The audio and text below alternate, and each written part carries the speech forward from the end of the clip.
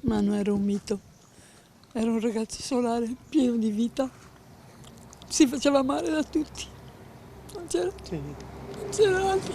Diceva, ciao vecchia, sono qua, siamo arrivati, dai, prenditi la nipotina, goditela. Era felice di essere diventato Sì, papà. sì, era il settimo cielo, viveva per la sua famiglia. Tranquilla vecchia, sto bene, diceva Manuela, mamma Donatella, ogni volta che lei, preoccupata, lo cercava per sapere dove fosse.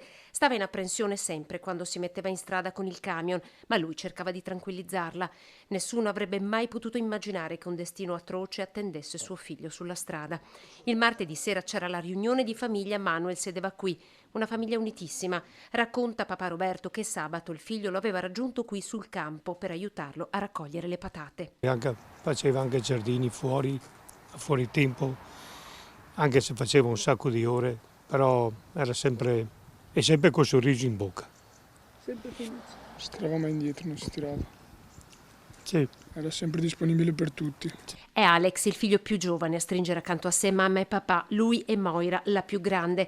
Questa è la foto che li ritrae da piccoli. Se ne rendiamo ancora conto, anche se l'abbiamo già visto in orbitorio, non ci rendiamo ancora conto che ci manca il suo sorriso, tutto. Non riusciamo ancora a realizzare bene cosa è successo. Non c'è rabbia nelle loro parole, né un accenno all'auto che ha travolto il cervo, finito poi nella cabina del camion guguidato dal figlio. Non penso a altro, io penso solo a lui.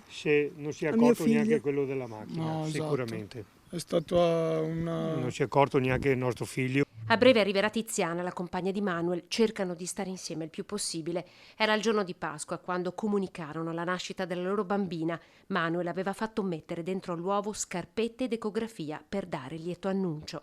Guardo loro due e non capisco. Allora mi fanno, ma non hai capito? Certo, ho detto, ma che cos'è? Mamma, la Tiziana è incinta. Guardo mio figlio sbianco e mi sono messa a piangere dalla felicità. I funerali di Manuel saranno celebrati martedì alle 15 nella chiesa parrocchiale di Scandolara. La sera prima alle 20 sarà recitato il Santo Rosario. La famiglia sta organizzando un pullman con partenza domenica questa, ore 7:30, dal piazzale della chiesa per chiunque volesse salutare il figlio in obitorio a Belluno. Attendono di capire quante persone arriveranno. C'è il mondo che ci vuole bene, il mondo e li ringrazio. Il pezzo di cuore è partito. Però un pezzo di noi non c'è più.